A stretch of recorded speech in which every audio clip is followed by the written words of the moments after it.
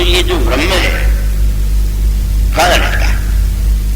तो समस्त प्राणियों के हृदय में विद्यमान है, और समस्त प्राणियों के हृदय में विद्यमान है ये सारे शास्त्रों ने लिखा।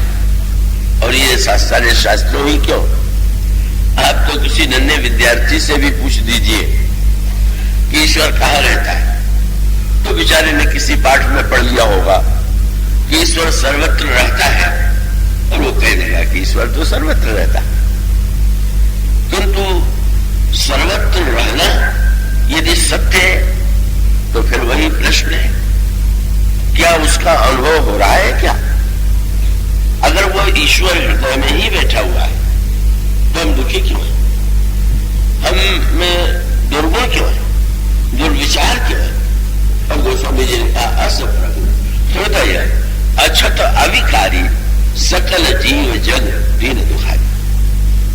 और तब उन्होंने नाम का आश्रय लेते हुए कहा कि ठीक, चाहे इसे ब्रह्म का तात्विक रूप कह लीजिए, चाहे नाम के रूप में उसे देखिए। नाम जो है और वो नाम से बढ़कर के सच बात तो ये है, कई बार लोग उससे पूछ देते कि गीता में तो भगवान ने कह दिया कि जब यदा यदा हि धर्मस्य ग्लानिर्भवति भारत अभ्युत्थानम् धर्मस्य तदात्मानं सृजाम्यहम्। भगवान क्यों नहीं अवतार ले रहे? इतनी बुराई बढ़ गई है, इतना पाप बढ़ गया है। तो मैं विनोद में बहुधा उनसे एक बात कहा करता हूं और आपसे भी यही कहूंगा। जिन सज्जन ने मुझसे कहा उनसे मैंने कहा कि आप यह श्लोक पढ़ते समय थोड़ा सावधान रहिएगा।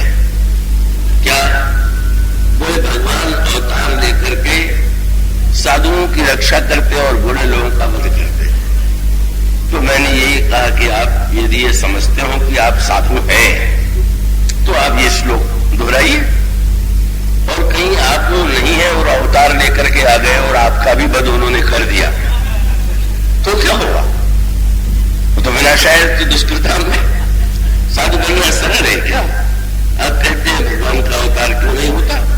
नहीं होता, ये आपका भाग्य है, हम सबका सौभाग्य है। इसको बुरे अर्थ में नहीं लीजिएगा। इसका अर्थ है कि भाई वो अवतार लेकर के जब वो अपनी तराजू पर तौलते हैं, मतलब आप सोचिए ये जिन भगवान का वाक्य है, भगवान कृष्ण उन्होंने क्या किया? परित्राणाय साधूनाम विनाशाय च दुष्कृताम, वे आए। और आप जानते हैं कौरव और पांडवों का युद्ध उनके सामने ही लड़ा गया, तो सारे कौरव ही मारे जाते तो कोई बात थी। कौरवों का भी वध उन्होंने होने दिया, और उससे भी बड़ा आश्चर्य है कि पांडवों में भी जब युद्ध समाप्त हुआ तो केवल पांडवों की ओर से 7 व्यक्ति और कौरवों की ओर से 3 व्यक्ति बचे। अब जब इतनी कठिन गिनती हो, इतनी बड़ी संख्या में 10 बचे और सब मारे जाए, तो अगर आ ही जाएंगे तो आप कल्पना कर लीजिए। चिंता मत किया करिए कि भगवान अवतार को ले लेंगे, उनके अवतार की बात जाने दीजिए। पर जो अवतार हो चुका है, जो आपके सामने है, आप उस अवतार से लाभ लीजिए ना। और वो अवतार है ये भगवान राम के नाम का जो अवतार है, वो तो रूप का अवतार है।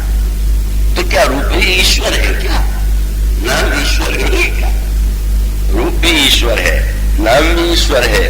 ये कथा के रूप में भी यह कथा भगवान का शब्द में विग्रह है, भगवान का रूप में विग्रह, भगवान राम का शब्द में, रूप में, धाम में, लीला में, ये समस्त विग्रह। तो वही ये जो भगवान का अवतार तो प्रत्यक्ष है, और वो नाम अवतार, और वो अवतार तो इतना सुंदर, इतना सरल। एक विशेष की बात की ओर मैं आपको ध्यान आकृष्ट करूं आपका। हमारे विनीत जी रामायण जो कथा होती है उसका संक्षेप देते हैं, बड़ा सुंदर। उनको सूचना देने के लिए कह दिया गया कि जो ग्रंथ प्रकाशित हुए हैं, मेरे लिखे हुए या कह लीजिए मेरे माध्यम से जो आए हैं, तो उसमें उनको ये भी बताया गया कि नाम महिमा का जो प्रसंग चल रहा है, वो नाम महिमा का प्रसंग जो है वो भी आपको ग्रंथ के रूप में मिलेगा। अब वो कल मुझसे या परसों बड़े विरोध में कह रहे थे हमारे भाई जैसे कि आपने तो अच्छा मुझे झंझट में फंसा दिया, क्योंकि अब जो लोग ले जाते हैं वो कहते हैं कि जो ये कह रहे हैं तो उसमें कहीं नहीं। तो मैं ये कहूंगा कि आशा तो मत रखिए, क्योंकि मेरे पास तो कोई रटा रटाया नहीं, कोई प्रसंग कोई मैं रट के तो नहीं कहता। बुलवाने वाला जैसा बुलवा देता है, तो ये आशा तो आप नहीं कर सकते कि वो राम नाम की महिमा में जो बात राम नाम रामायण में हो वो उसका अपना अलग आनंद है और यहाँ एक दूसरा रूप है। अब कम से कम गणेश जी फंस गए हैं तो उनको बचाने के लिए एक प्रसंग की ओर में ध्यान आकृष्ट कर दो, जिसमें उसमें आया वो स्वामी जी ने भगवान के रूप और नाम की तुलना की और दोनों की तुलना करके उन्होंने कहा कि भगवान की अपेक्षा नाम श्रेष्ठ है। तो उसमें जो नाम रामायण है, वो जो ग्रंथ नाम रामायण के रूप में है, उसमें वो वृंदावन में वो प्रसंग लिया गया था जिसमें राम रूप रामायण और नाम रामायण की तुलना। तो उसमें गोस्वामी जी ने जो तुलना किया वो प्रारंभ से नहीं किया।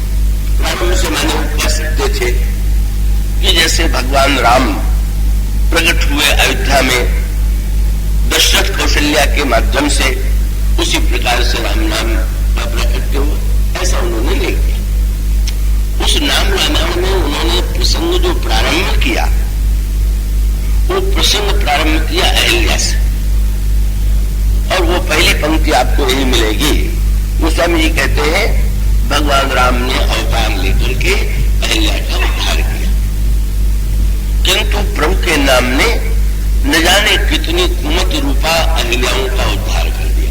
यहां से उन्होंने रामायण प्रारंभ किया। राम एक तापस दिय तारी, नाम कोटि खल कुमति सुधारी, ऋषित राम सुकेत सुता की, सहित सेन सुत कीन विवा की, सहित दोष दुख दास दुरासा, तलई नाम जिम रवि निसिनासा, भंजो राम आप भो चापू, भव भय भंजन नाम प्रतापू, दंडक बल प्रभु कीन सुहामन, जन्मन अमित नाम किए पावन, निश्चर निकल गले रघुनंदन, नाम सकल कल कलुष निकंदन, सबरी गीत सुसोयोठन, सुगत दीन रघुनाथ, नाम उधारे अमित फल, वेद विदित गुण गाथ। और राम सकुल रण रावण मारा, सीय सहित निज पुर पगुधारा, सेवक सुमिरत नाम सप्रीति, बिनु श्रम प्रबल मोह जल जीती, हित मन स्नेह मगन सुख अपने, नाम प्रसाद सोच नहीं सपने।